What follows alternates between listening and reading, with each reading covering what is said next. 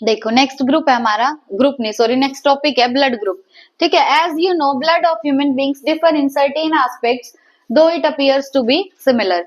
हम सबका खून दिखता तो एक जैसा है लेकिन है सबका अलग अलग, है ना, दिखता तो एक ही जैसा है सबका। तो various type of grouping of blood has been done, अलग अलग ग्रुपिंग की गई है ब्लड्स की, और इस तरीके से ब्लड को दो ग्रुप्स में बांटा गया है। ब्लड को कितने ग्रुप्स में बांटा है? दो ग्रुप्स में। एक ग्रुप तो है एबीओ ग्रुप, क्या है? एबीओ ग्रुप, और दूसरा ग्रुप है आरएच ग्रुप। दूसरा ग्रुप क्या है?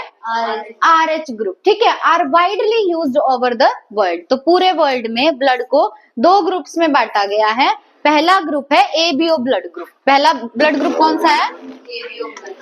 ABO group. और दूसरा है आरएच ग्रुप। दूसरा कौन सा है? RH group. अब आरएच जो है ना, ये डिसाइड करता है कि तुम्हारा ब्लड ग्रुप पॉजिटिव है या नेगेटिव है।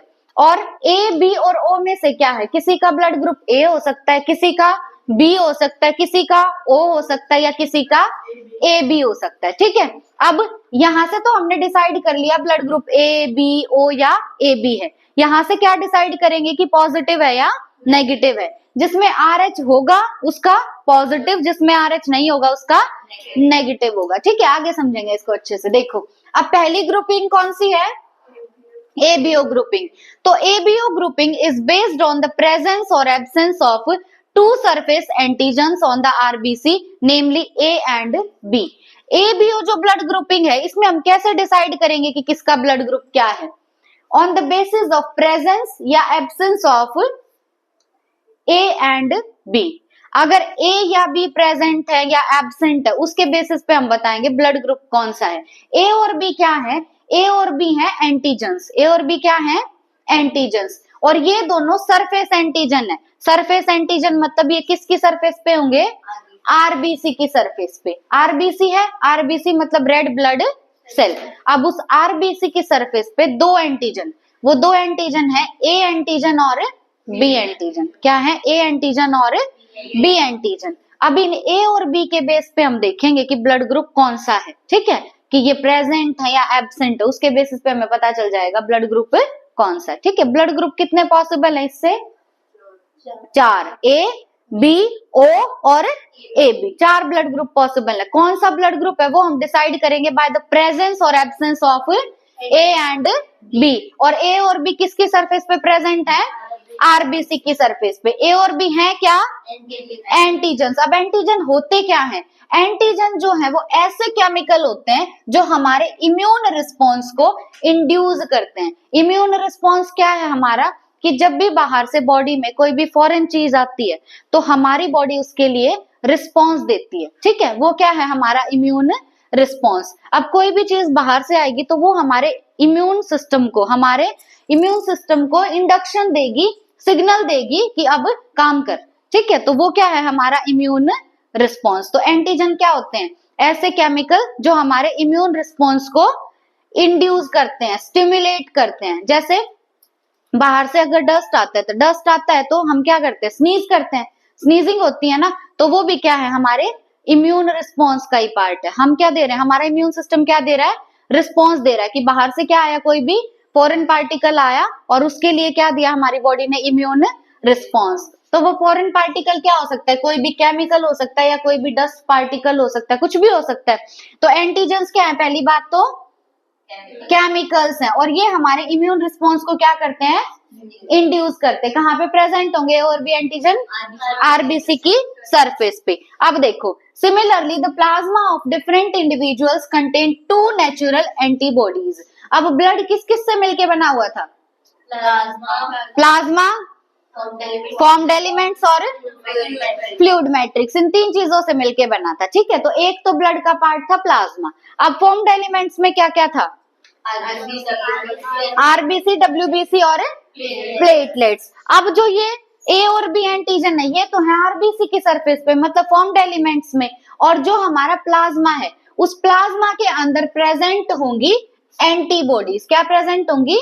एंटीबॉडीज। एंटीबॉडीज का नंबर होगा 2 और ये नेचुरली प्रेजेंट है। ये हमारी बॉडी में नेचुरली प्रेजेंट है। अब एंटीबॉडी क्या होते हैं? देखो एंटीजन क्या थे? केमिकल्स। एंटीजन क्या थे? केमिकल्स, पर एंटीबॉडीज होती है प्रोटीन्स। एंटीबॉडीज क्या है? प्रोटीन है, और ये एंटीजन के रिस्पॉन्स में हमारी बॉडी में बनती है। जैसे बाहर से बॉडी में कोई भी केमिकल आया, उस केमिकल को हम बोलेंगे एंटीजन। केमिकल को क्या बोलेंगे?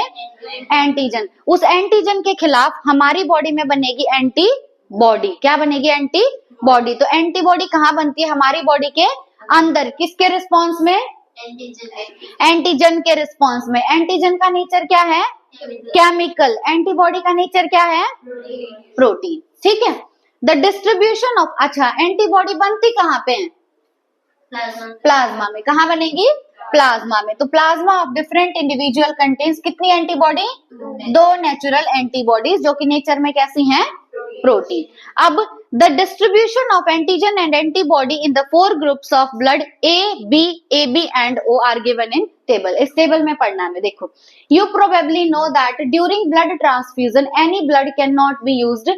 The blood of a donor has to be carefully matched with the blood of a recipient before any blood transfusion to avoid severe problems of clumping यानी destruction of RBC. अब जब भी किसी को blood की जरूरत होती है तो हम देख के देते हैं ना, ब्लड मैच करके देते हैं। ऐसे ही तो किसी को किसी का ब्लड नहीं दे सकते। अगर ब्लड मैचिंग नहीं की गई, रैंडमली किसी का भी ब्लड किसी को दे दिया गया, तो होगा क्लम्पिंग। क्या होगी? क्लम्पिंग होती है डिस्ट्रक्शन ऑफ RBC। तो अगर बिना ब्लड मैच किए तुमने ब्लड चढ़ा दिया किसी को, तो क्या होगा? क्लम्पिंग होगी। क्लम्पिंग मतलब डिस्ट्रक्शन ऑफ RBC। अब हमें देखनी है डोनर की कंपैटिबिलिटी। डोनर की कंपैटिबिलिटी, डोनर कौन होता है? जो ब्लड देगा, ब्लड डोनेट करेगा, वो कौन है? डोनर। अब डोनर की कंपैटिबिलिटी देखनी है। कंपैटिबिलिटी मतलब उसका ब्लड ग्रुप कैसा होना चाहिए। ठीक है। अब देखो,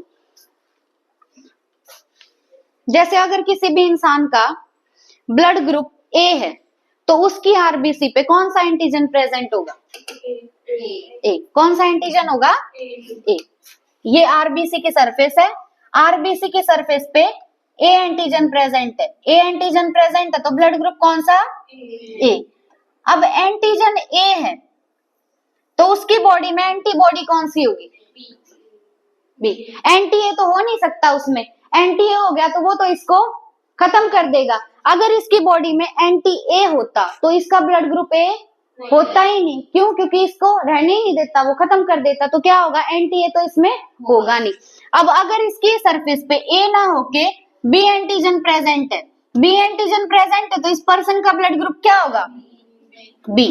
अगर इसकी आरबीसी की सरफेस पे ए और बी एंटीजन दोनों है तो ब्लड ग्रुप कौन सा होगा? A B. अगर इसकी आरबीसी के सरफेस पे ना तो ए एंटीजन है और ना बी एंटीजन है तो कौन सा ब्लड ग्रुप होगा? ओ। कौन सा ब्लड ग्रुप होगा? ओ। आरबीसी की सरफेस पे ए एंटीजन तो ब्लड ग्रुप कौन सा? ए। आरबीसी की सरफेस पे बी एंटीजन तो कौन सा ब्लड ग्रुप? बी। आरबीसी की सरफेस पे ए एंटीजन बी और बी एंटीजन बी है तो कौन सा ब्लड ग्रुप? सी बना दिया पलक ने। कौन सा होगा? A B. अगर ना ए एंटीजन है ना बी एंटीजन है तो कौन सा होगा? ओ होगा। ठीक है।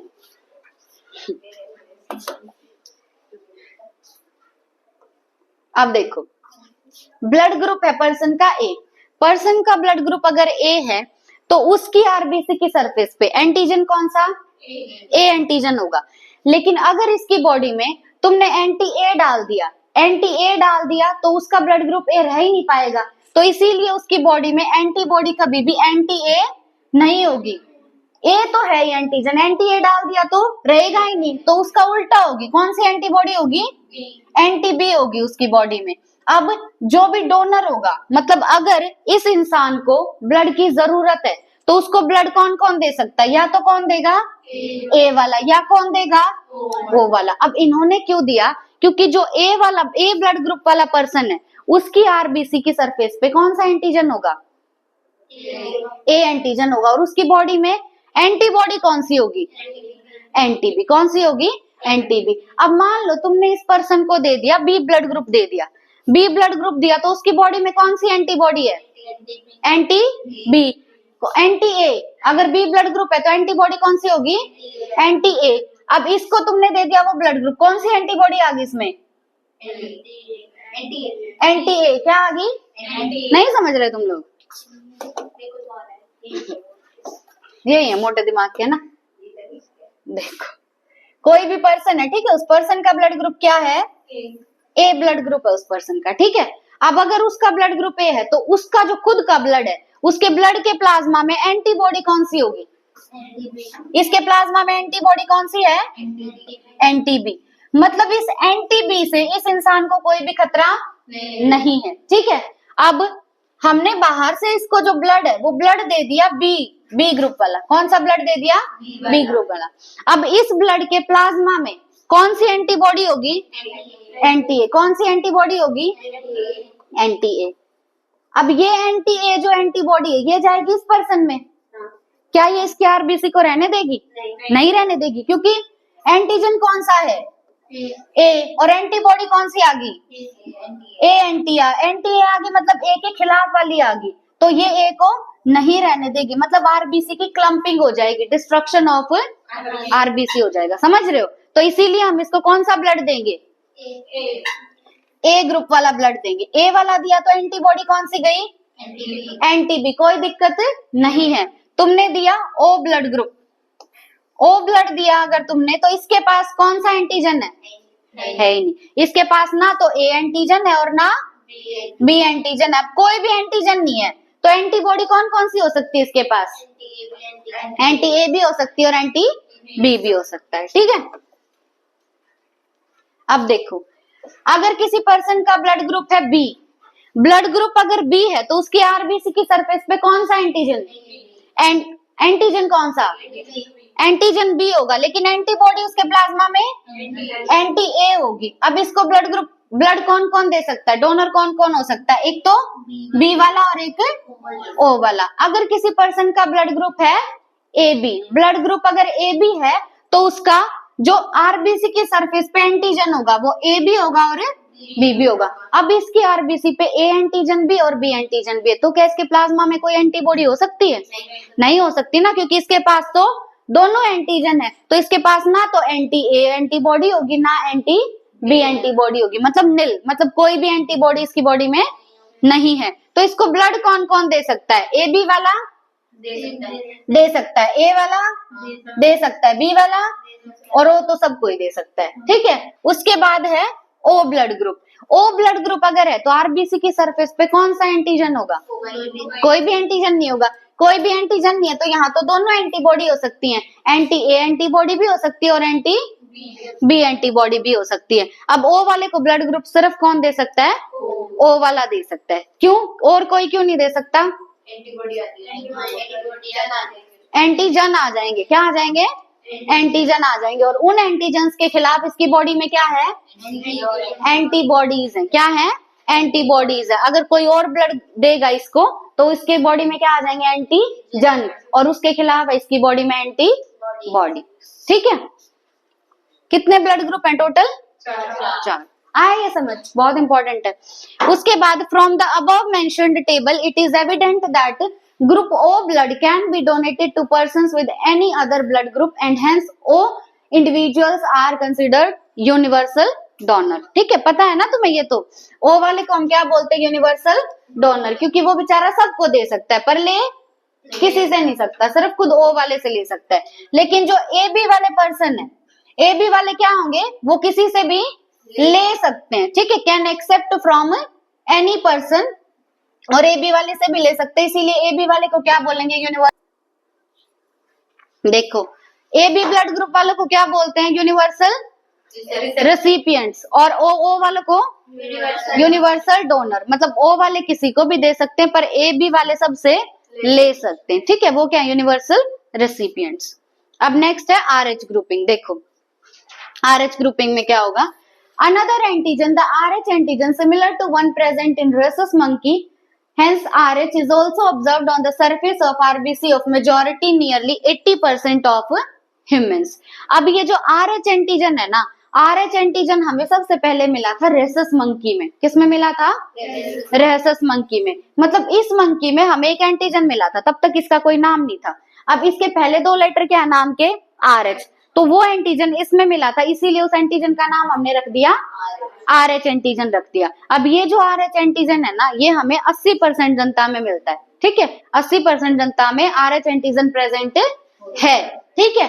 अब जिनके अंदर RH एंटीजन प्रेजेंट होगा वो होंगे RH पॉजिटिव, और जिनमें RH एंटीजन प्रेजेंट नहीं होगा वो होंगे RH नेगेटिव। ठीक है, तो such individual are called RH positive, मतलब 80% जनता क्या है, RH पॉजिटिव। ठीक है, और जिनमें RH एंटीजन नहीं है वो क्या होंगे, RH नेगेटिव होंगे। ठीक है, an RH negative person if exposed to RH positive blood will form specific antibodies against the RH antigen. अब कोई ऐसा इंसान है जो RH नेगेटिव है, RH नेगेटिव है मतलब उसकी बॉडी में RH एंटीजन नहीं है। अब उसकी बॉडी में RH एंटीजन नहीं था, पर तुमने उसको दे दिया RH पॉजिटिव ब्लड। अब RH पॉजिटिव ब्लड दिया मतलब तुमने उसकी बॉडी में क्या डाल दिया, RH एंटीजन डाल दिया। क्या डाल दिया, RH एंटीजन। तो उसके खिलाफ उसकी बॉडी में क्या बनेंगी, एंटीबॉडी। जब भी बाहर से कोई एंटीजन आता है ना तो बॉडी में उसके खिलाफ क्या बनती है, एंटीबॉडी। तो वो इंसान तो था RH नेगेटिव, मतलब पहले से उसकी बॉडी में RH एंटीजन नहीं था, तुमने ब्लड डाल दिया बाहर से जो है RH पॉजिटिव, मतलब बाहर से तुमने डाल दिया RH एंटीजन। तो अब उस RH एंटीजन के अगेंस्ट उसकी बॉडी में बनेंगी एंटीबॉडीज बनेंगी। Therefore RH group should also be matched before transfusions. तो पहले ये भी देखना चाहिए कि पर्सन RH पॉजिटिव है या नेगेटिव। ठीक है, यूं नहीं कि डाल दो सीधा ही, हाँ देखा नहीं पॉजिटिव और नेगेटिव। अगर कोई ऐसा इंसान था जो RH नेगेटिव था, मतलब मान लो A पॉजिटिव था, कोई A नेगेटिव था, अब A नेगेटिव था तो उसमें RH एंटीजन नहीं था। A नेगेटिव मतलब उसमें RH एंटीजन नहीं है, और तुमने उसको A पॉजिटिव दे दिया मतलब बाहर से क्या डाल दिया, RH एंटीजन डाल दिया। कौन सा एंटीजन डाल दिया, RH एंटीजन। जैसे तुम ये लिख रहे हो ना A नेगेटिव, तो A का मतलब है ब्लड ग्रुप कौन सा है, A। ब्लड ग्रुप कौन सा है, A, मतलब उसकी बॉडी में कौन सा एंटीजन है, A। एंटीजन कौन सा उसकी बॉडी में, A एंटीजन है। ठीक है, लेकिन इस नेगेटिव का मतलब क्या है कि उसकी बॉडी में RH एंटीजन नहीं है, उसकी बॉडी में RH एंटीजन नहीं है। अब अगर तुम ब्लड दे रहे हो A पॉजिटिव, तो ये तो तुमने मैच कर लिया, एंटीजन A तो मैच कर लिया, पर ये मैच नहीं किया। इसका मतलब क्या है, इसकी बॉडी में क्या प्रेजेंट है, RH एंटीजन प्रेजेंट है, तो ये ब्लड हम इसको नहीं दे सकते। क्यों नहीं दे सकते, ये ब्लड इसको दे दिया तो इसके खिलाफ इसकी बॉडी में बनेगी एंटीबॉडी, और एंटीबॉडी बनते ही RBC खत्म, डिस्ट्रप्ट हो जाएगी, क्लम्प हो जाएगी ना।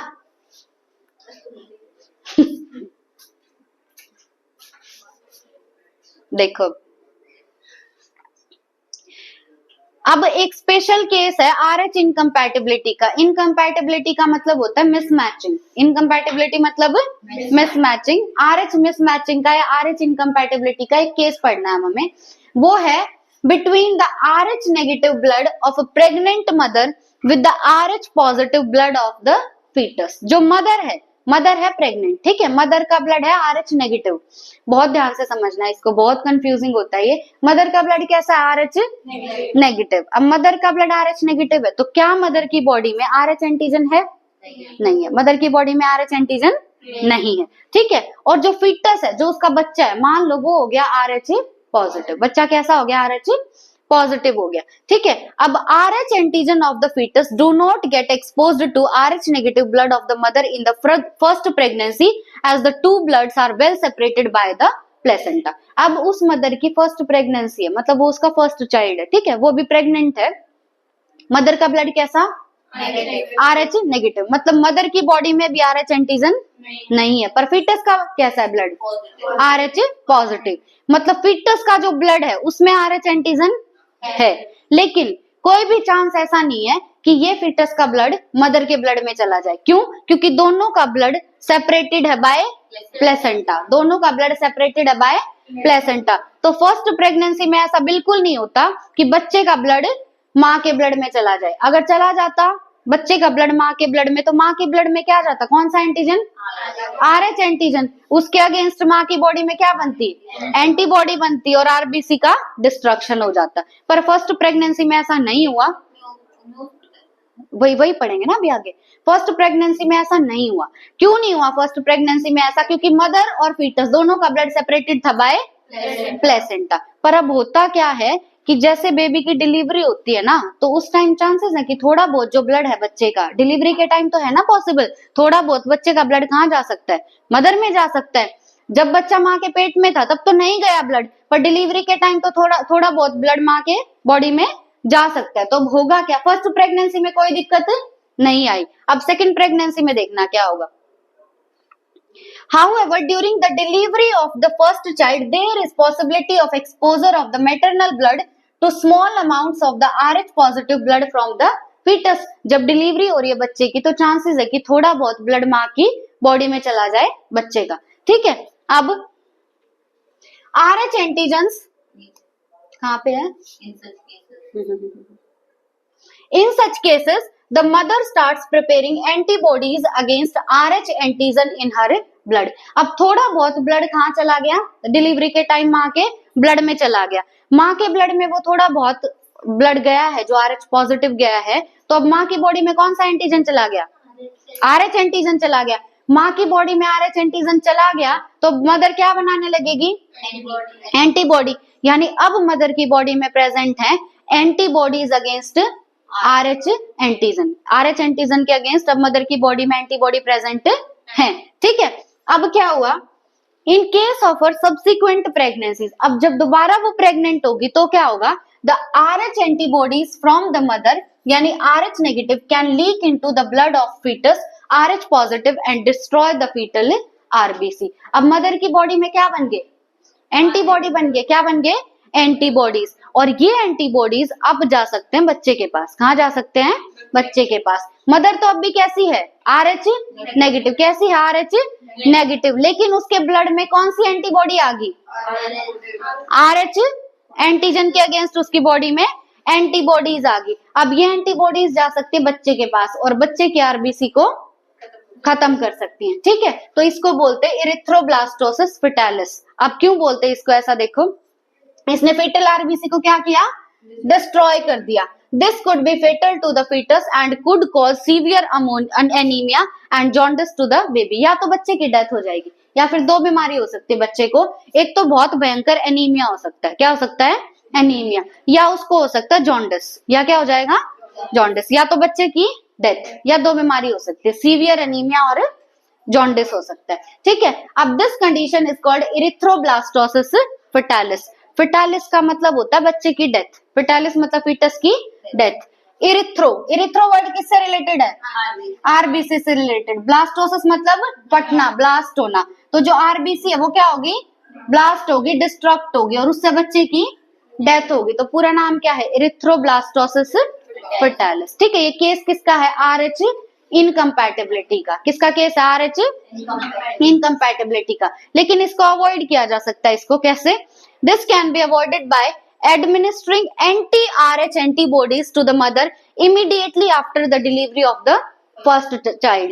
जैसे ही पहले बच्चे की डिलीवरी हुई ना तो तुरंत मदर को इंजेक्शन दे देंगे हम, किसका, anti-RH एंटीबॉडी का। देखो मदर की बॉडी में क्या बन गई थी, RH एंटीबॉडी, हम उसका कुछ एंटी दे देंगे ताकि वो एंटीबॉडीज खत्म हो जाए। मदर की बॉडी में बनी थी RH एंटीबॉडी, हमने उसका दे दिया anti-RH एंटीबॉडी दे दिया, तो वो एंटीबॉडीज खत्म होगी और सेकंड प्रेगनेंसी में कोई दिक्कत नहीं होगी, ठीक है। केस क्या था, मदर का ब्लड कैसा था शुरू में, RH नेगेटिव, फीटस का ब्लड कैसा था, तो शुरू की प्रेगनेंसी में, फर्स्ट प्रेगनेंसी में कोई भी दिक्कत नहीं आई क्योंकि दोनों का ब्लड वेल सेपरेटेड था बाय प्लेसेंटा। पर जैसे ही डिलीवरी हुई फर्स्ट चाइल्ड की तो थोड़ा बहुत जो फीटस का ब्लड है वो चला गया मदर में, ठीक है। अब मदर के बॉडी में चला गया RH एंटीजन, RH एंटीजन गया तो उसकी बॉडी में बन गए एंटीबॉडीज, क्या बन गई, एंटीबॉडीज, कौन सी, RH एंटीबॉडीज बन गई। अब जब दूसरा बच्चा होगा सेकेंड प्रेगनेंसी के टाइम पे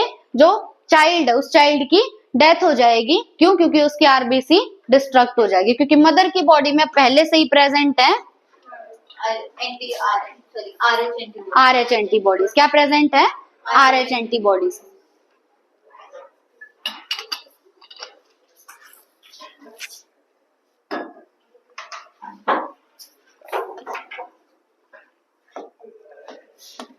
एक बार इसको रोक दो।